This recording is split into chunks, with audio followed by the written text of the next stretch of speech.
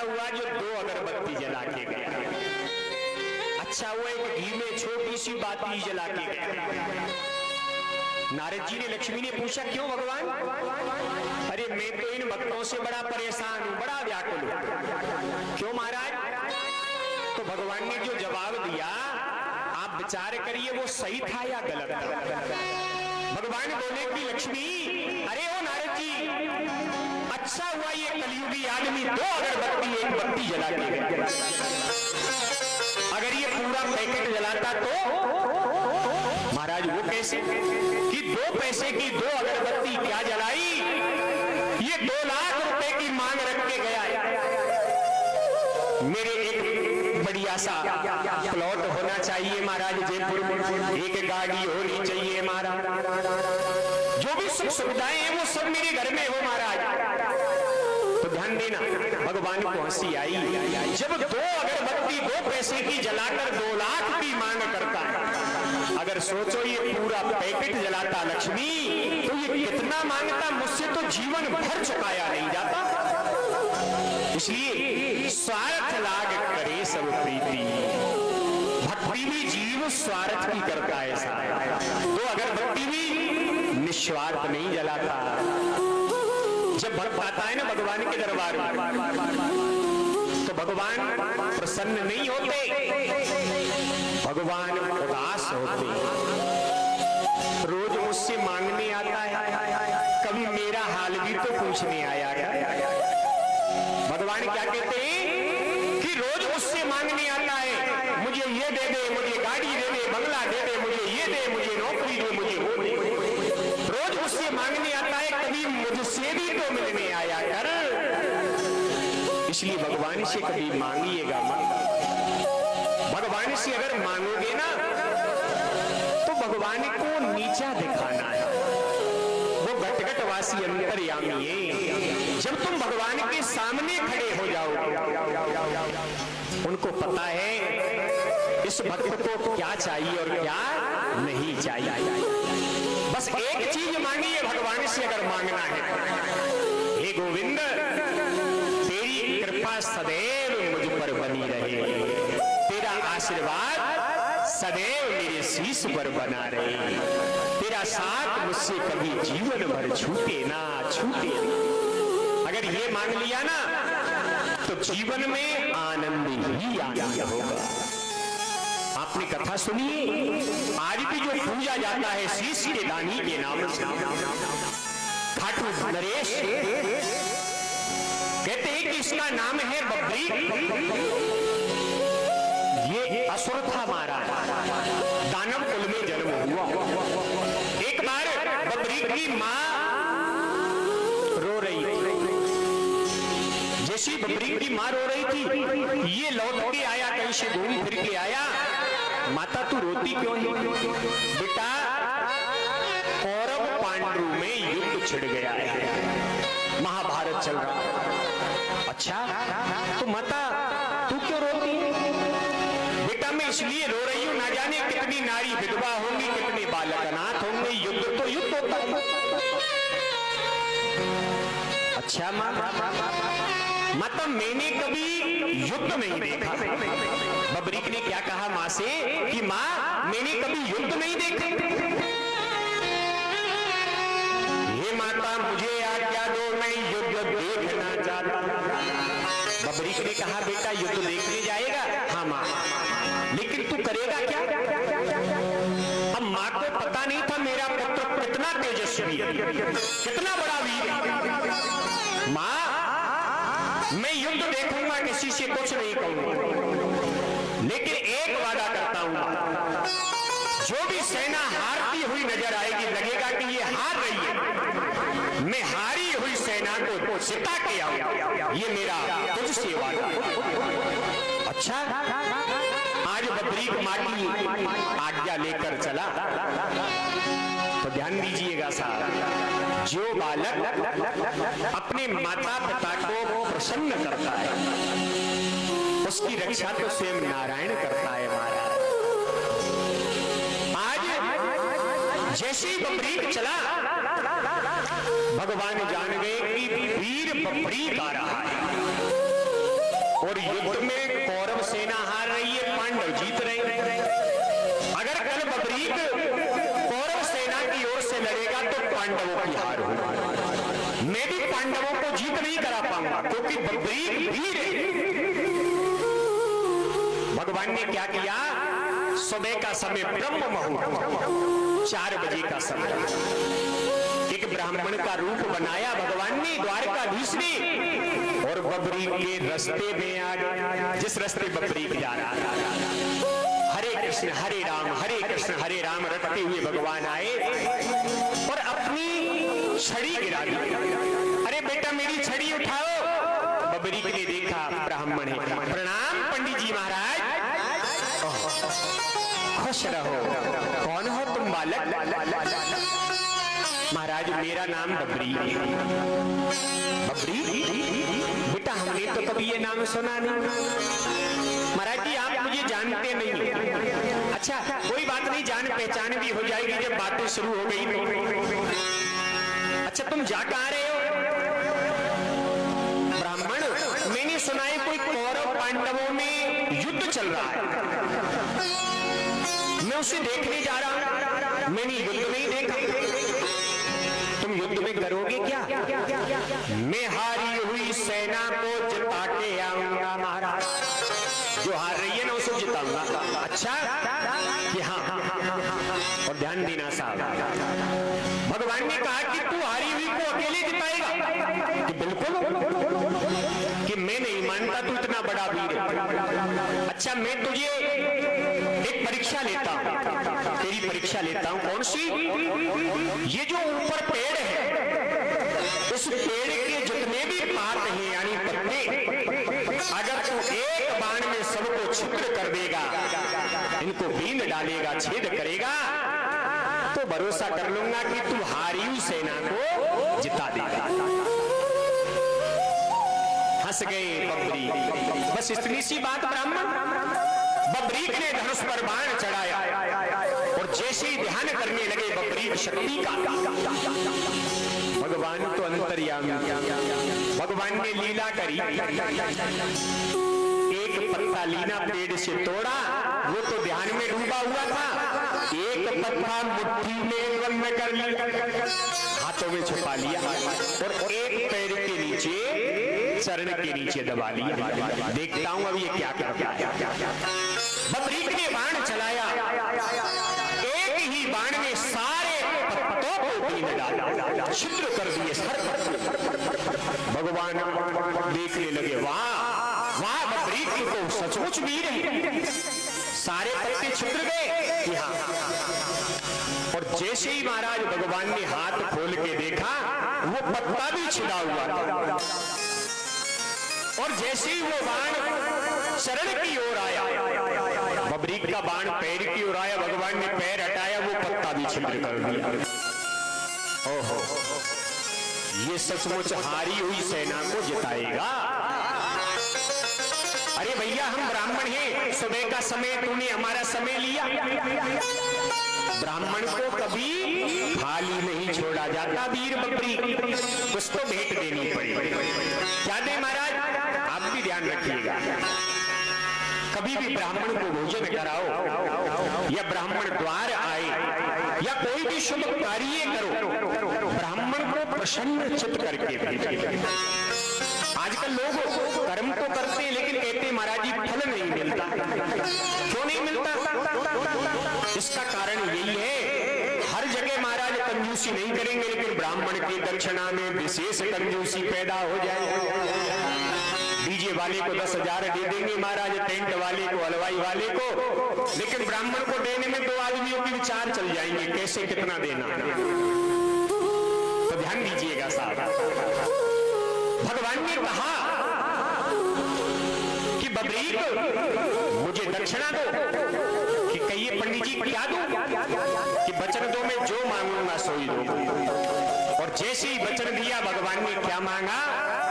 भवेत शीर्ष दान, अपना मस्तक मुझे दे दो। शीश को मांग लिया, सिर को दीजिए। और बबरीक ने एक क्षण नहीं लगाया, तलवार उठा ली और आंखों में नैनों में आंसू भर के बोला, प्रभु तुम ब्राह्मण नहीं, तुम तो छलिया, लेकिन मैं बड़ा परम सौभाग्यशाली हूं जो आपके श्री चरणों में मुझे स्थान मिलेगा। लेकिन प्रभु एक इच्छा रह गई, मैं युद्ध नहीं देख पाया। भगवान ने उससे कहा कि मैं तेरे शीश को एक ऐसे पर्वत पर ऊपर रखूंगा जो हर चीज को तुम देखेगा, चाहे वो कोई देखे या ना देखे। तो उस शीश पर रखा। आज भी जहां पूजा जाता है वो शीश का दानी कहते हैं कि वो भगवान का परम भक्त हो गया। और महाराज कलयुग में ये दो ही देवता हैं, एक तो वीर हनुमान जी महाराज, इनको राम जी की आज्ञा है कलयुग के अंत तक, कल की अवतार होने तक हनुमान जी पृथ्वी पर वास करेंगे। और दूसरे हैं शीश के दानी महाराज, खाटू नरेश जिनको कहा जाता है।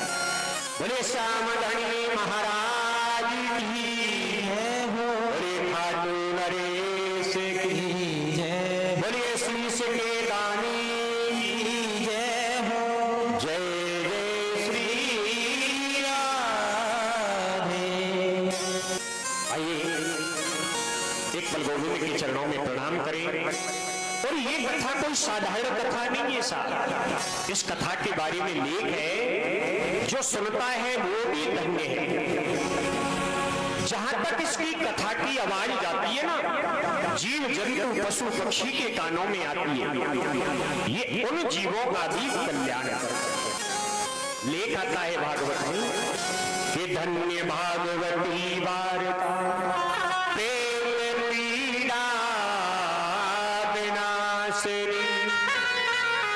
ये पितरों का भी कल्याण करता है। पितृ किसको कहते हैं? पितृ का अर्थ है पूर्वज यानी पिताएं, ये पितरों का उद्धार करता है। जहां कथा होती है भागवत में लेख है प्रथम दिवस में ही महात्म ये 21 पीढ़ी का उद्धार करती है। साहब जो कथा आयोजन कराता है ना, उसकी 21 पीढ़ी का कल्याण करता है। 7 पीढ़ी खुद की, 7 पीढ़ी ननिहाल पक्ष की और 7 पीढ़ी ससुराल पक्ष की, 21 पीढ़ी का उद्धार होता है। जहां भागवत कथा का आयोजन होता है, जो कराता है, लेख आता है कि आत्मदेव नाम के ब्राह्मण के एक संत के आशीर्वाद से एक पुत्र हुआ जिसका नाम हुआ धुंधकारी। और धुंधकारी बड़ा पापी हुआ। कहते हैं कि आत्मदेव के संतान नहीं थी। एक दिन मरने को जा रहे थे, संत ने फल दिया कि मरने का विचार छोड़ दो, ये फल अपनी पत्नी धुंधली को खिलाओ। लेकिन धुंधली ने खुद तो नहीं खाया और वो फल एक गाय को खिला दिया था। गाय के जो बालक हुआ वो परम ज्ञानी हुआ, जिसका नाम हुआ गोकर्ण जी महाराज। और पड़ोसी के पुत्र को धुंधली ने पैसा देकर खरीदा, जिसका नाम हुआ धुंधकारी। धुंधकारी बुरे कर्म करने लगा, पाप कर्म में डूब गया, वेश्याओं की संगति में पड़ गया, चोरी करने लगा, शराब पीने लगा। और एक दिन उन वेश्याओं ने धन को लेकर के उसे मार गया। अब धन के कारण मृत्यु हुई तो कहते हैं कि ये धुंधकारी प्रेत बन गया। प्रेत कैसा होता है? पितृ सफेद रंग का होता है, उसका मुंह सुई के मुंह से 10 गुना छोटा होता है, हवा को खाता है, हवा के सहारे चलता है महाराज, और कोई दूसरी वस्तु नहीं खा पाता है। कहते हैं कि वो तड़प रहा था पितृ योनि में जाकर मुक्ति के लिए। एक दिन धुंधकारी जी तपस्या पूरी करके आए, देखा कि ये पितृ बन गया मेरा भाई। उन्होंने उसकी मुक्ति के लिए भागवत की कथा श्रवण कराई। धुंधकारी एक 7 गांठ के हरे बांस में आकर विराजा। और महाराज धुंध धुंधकारी ने 7 दिन सारे बांस में बैठकर कथा सुनी। और कहते पहले दिन पहली ग्रंथि फट गई, दूसरे दिन दूसरी, 7 गांठों को चीरकर 7वें दिन वो भगवत धाम को गया हमारा। भक्तों ने पुकार करी, हे गोकर्ण जी, कथा तो हमने भी सुनी, लेकिन इसको लेने पालकी भगवान ने भेजी, हमारे लिए क्यों नहीं भेजी? तो कहते हैं कि भगवान ने प्रकट होकर कहा, भक्तों तुमने भी कथा सुनी और इस प्रेत ने भी कथा सुनी धुंधकारी, लेकिन अंतर था, इसका ध्यान तो मेरे चरणों में कथा पर था और तुम्हारा ध्यान कभी घर की ओर चला जाता कि 5 बज गए अब तो कथा होने वाली, कभी घर की ओर, कभी बच्चों की ओर, कभी समय की ओर, कभी संसार की ओर जाता। इसलिए तुम्हारा पूरी तरह ध्यान मेरे चरणों में नहीं, लेकिन फिर भी जो तुमने समय दिया, चाहे भाव से चाहे कुभाव से, ये समय एक दिन तुम्हारा कल्याण करे। तो ध्यान दीजिए, भगवत सेवा में दिया हुआ समय कभी व्यर्थ नहीं जाता। धुंधकारी की मुक्ति हुई, गोकर्ण जी ने कथा सुनाई, तो ये कथा कोई साधारण नहीं है, पुत्रों का कल्याण करने वाली। कि धन्य भागवती वार्ता प्रेत पीड़ा विनाशिनी, प्रेत पीड़ा विनाशिनी। धन्य है ये कथा हमारा। इस कथा को हृदय से शीश झुकाकर प्रणाम करें और कल से 2 बजे से ठीक कथा प्रारंभ होगी। आज पहला दिवस, कथा में थोड़ा 10-20 मिनट का विलंब भी रहा। कलश यात्रा से, पूजा से आज भगवान का दरबार, आसन, पूजा आदि हुई और कल प्रातः 8:15 बजे से भागवत जी की पूजन आदि की विधि होगी और 2 बजे से 5 बजे तक कथा का समय। तो समय को ध्यान में रखकर आप नित्य प्रतिदिन आएं और कथा का प्रचार प्रसार करें। और गोविंद देव जी की असीम कृपा है हमारी विनीता बहन जी और इनके सारे परिवार पर। बाकी लोगों का तो मैं बहनों का नाम नहीं जानता, हाँ बाकी समस्त परिवार पर विशेष कृपा है। जो ये सुंदर आयोजन गोविंद देव जी के कृपा से हो रहा है, ऐसे कार्य जीव नहीं करता, ये गोविंद की प्रेरणा से और भगवत कृपा से पूर्व जन्मों के अच्छे पुण्य से हो रहे हैं। तो हमारे इस परिवार के लिए, बंसल परिवार और गुप्ता परिवार के लिए जोरदार ताली बजाएं। बहुत बहुत धन्यवाद है, साधुवाद है जो इन्होंने इतना सुंदर आयोजन गोविंद देव जी की कृपा से रखा और वो भी उत्तम महीने में, आषाढ़ मास में, बहुत ही पवित्र। और भैया कई वर्षों पहले इनकी माँ से हम मिले थे और आज वो समय का कोई पता नहीं, देखो कब कोई फोटो बन के सामने रखा जाए। तो उनकी भी इच्छा थी, इनकी माँ की बहुत समय से, कई बार उन्होंने कहा भी था मुझसे विशेष, महाराज जी एक बार हम कथा कराना चाहती हैं, लेकिन योग नहीं बैठे। और सत्य तो यह है कि मुझे भी विश्वास नहीं था कि उनके परिवार में उनकी इच्छा पूर्ण होगी और कथा व्यासपीठ पर मुझे ही निमंत्रण मिलेगा। ये गोविंद देव जी की कृपा है।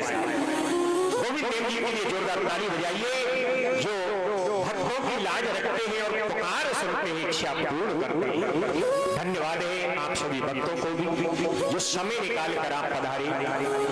और बी ब्लॉक में हमारा आगमन विगत मेरे विचार से कई बार कथाओं का आयोजन हुआ है और हमारे रमेश जी सोनी जी को धन्यवाद है, संजय जी, कौशिक जी और समस्त भी ब्लॉक वासियों को जिनके कारण हमको यहाँ एक बार प्रवेश ठाकुर सेवा का अवसर मिला। ताली बजाकर भक्तों का स्वागत करें। बहुत बहुत धन्यवाद, साधुवाद, आप सभी भक्तों को धन्यवाद, समय निकालकर आप पधारे। कहते हैं साहब कि जब तक रहेगी जिंदगी और फुर्सत ना मिलेगी काम से, और कुछ समय ऐसा निकालो प्रेम कर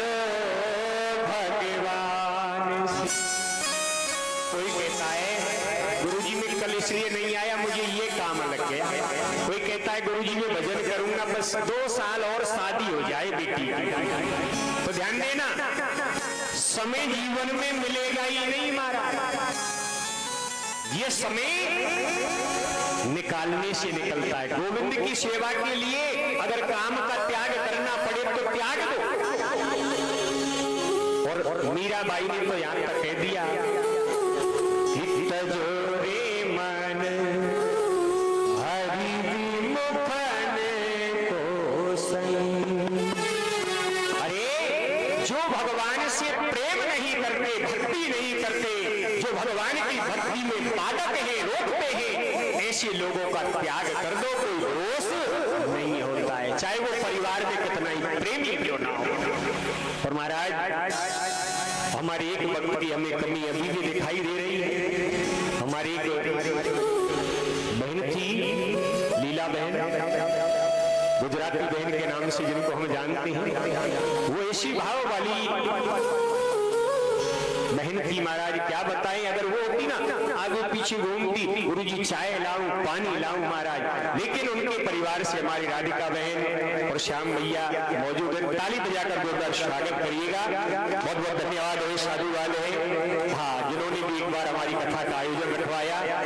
और मुझे बड़ी खुशी हुई हमारी राधिका बहन के पुत्र को देखकर, श्याम भाई के पुत्र को। पहले इनके बेटे को देखा, संतान नहीं हुई, तो ये बड़े दुखी थे। मैंने इनको विश्वास दिलाया कि आप संसार के चक्र को छोड़िए, ठाकुर की सेवा का ध्यान रखिए। वो करता है ना, वो कोई नहीं कर सकता। तो ठाकुर जी की प्रेरणा से पुत्र रत्न की प्राप्ति हुई, लेकिन वो पुत्र कुछ ऐसे ही हालात से गुजरा। डॉक्टर बोल रहे समय से पीछे है, लेकिन अब की बार मिला। मैंने कहा आप घबराइए नहीं, विश्वास रखिए, पुत्र दिया है तो उसको ठीक ही वो करेगा। और महाराज आज उस बालक को कल मैंने देखा, हंसते खेलते बड़ा प्रसन्न हुआ। उसकी सारी हारी व्याधि गोविंद देव जी ने हरण कर ली। एक बार गोविंद देव जी को हाथ जोड़कर सभी लोग प्रणाम करें। ऐसी कृपा सब भक्तों पर वो बनाए। और जयपुर के तो अधिष्ठाता देवता स्वयं गोविंद भगवान, जिनके बारे में कोई कुछ कह ही नहीं सकता, शब्द ही नहीं है महाराज उनके बारे में बोलने के लिए। कहते हैं ना, जो भाग्य में नहीं होता वो भी वो बदल देते। ऐसे मेरे गोविंद देव जी, प्रणाम करते हैं गोविंद देव जी को। वो घटघट वासी हमारा प्रणाम स्वीकार करें। और विनीता बहन को हम बार बार धन्यवाद देते हैं, जो आप लोगों का दोबारा दर्शन इनके सानिध्य के कारण हुआ। बड़े साचे दरबार आइएगा, एक बार जोरदार ठाकुर जी को प्रणाम करें, उसके बाद आरती होगी बड़ी भाव के साथ।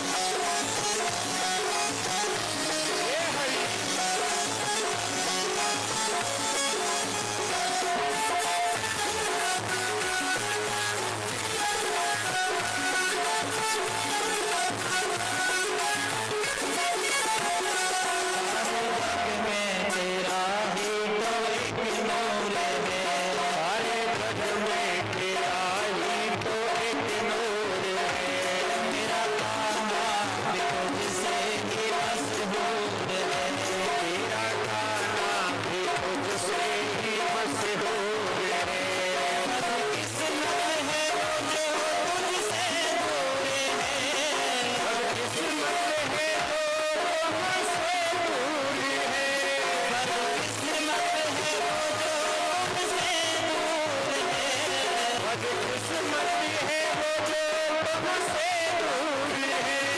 तेरे नाम का हर मस्ताना में तेरे हो, तेरे नाम का हर मस्ताना में तेरे, मैं जहाँ भी रहूं बरसाना, मैं जहाँ भी रहूं बरसाना, तेरे रंग में रंगा हर जमाना में तेरे, रंग में रंगा हर जमाना में। मैं जहाँ भी रहूं बरसाना, मैं जहाँ भी रहूं बरसाना में। हे हरि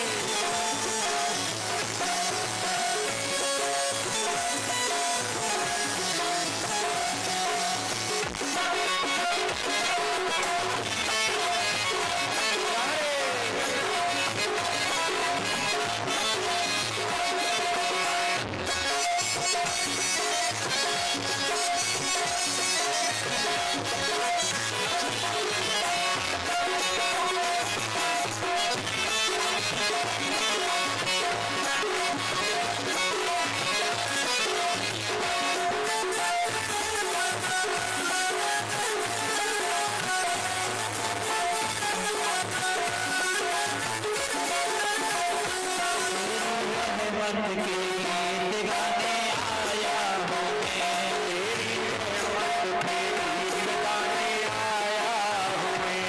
कई गुनाहों की सौगात लाया हूँ मैं, कई गुनाहों की सौगात लाया हूँ मैं। करुणा जगत का सताया हूँ मैं, आया हूँ मैं।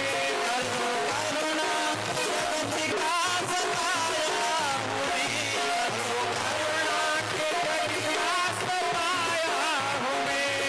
रहमत का इशारा नजराना मैंने, रहमत का इशारा नजराना मैंने, मैं जहाँ भी रहूं बरसाना में, मैं जहाँ भी रहूं बरसाना में।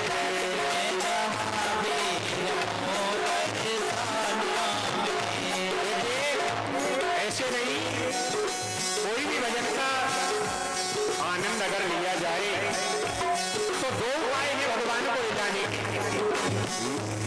कोई गा के रिझाता है, कोई ताली बजा के बड़े प्रेम से रिझाता है, और कोई नाच नाच के भगवान को रिझाता है। तो कोई कैसे भी रिझाए, अगर आपसे नाचना ना आवे कोई बात नहीं, ताली तो बजा ही सकते, और ताली भी ना बजाए तो गाइए। अच्छा बुरा मत देखिए कि हम बुरा गा रहे हैं, अच्छा आप तो भगवान को सुनाइए। अगर भाव से गाओगे ना तो वो बुरे को भी अच्छा मानेगा। दूसरी बात, बोलता कौन नहीं है, भगवान का भजन कौन नहीं बोलता।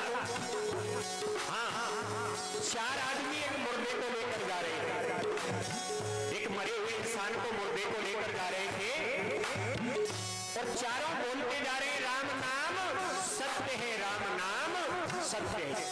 सामने से एक महात्मा जी संत आ गए, उन्होंने रोका, बेटा एक बात पूछूं?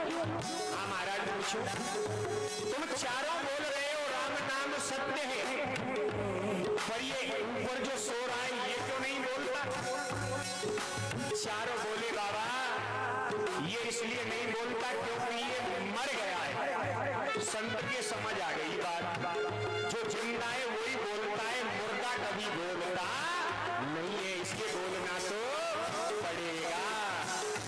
मैं जहाँ भी रहूं बरसाना में, जहाँ भी रहूं बरसाना में, मैं जहाँ भी रहूं बरसाना में, जहाँ भी रहूं बरसाना में,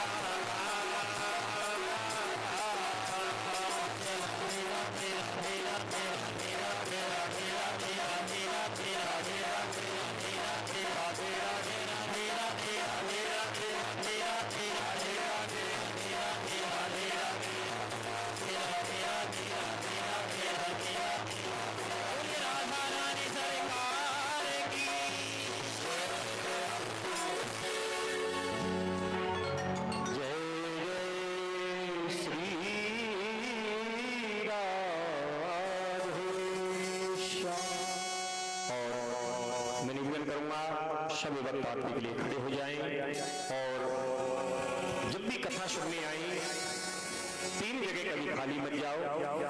मंदिर में, कथा में, बहन बुआ गुरु के द्वार खाली मत जाओ। चाहे थोड़ा प्रसाद, फल फूल जो आपसे बन पड़े तो ठाकुर जी के लिए भेंट लाओ और कथा का आनंद लीजिए। हाँ, बड़े भाव के साथ आरती का आनंद लें। हाँ, पहले मुख्य जुबान, उसके बाद सभी भक्त आरती किया करें। आइएगा, जितने भी भक्त हैं अपने स्थान पर खड़े हो जाएं और थोड़ा आगे की ओर आ जाएं।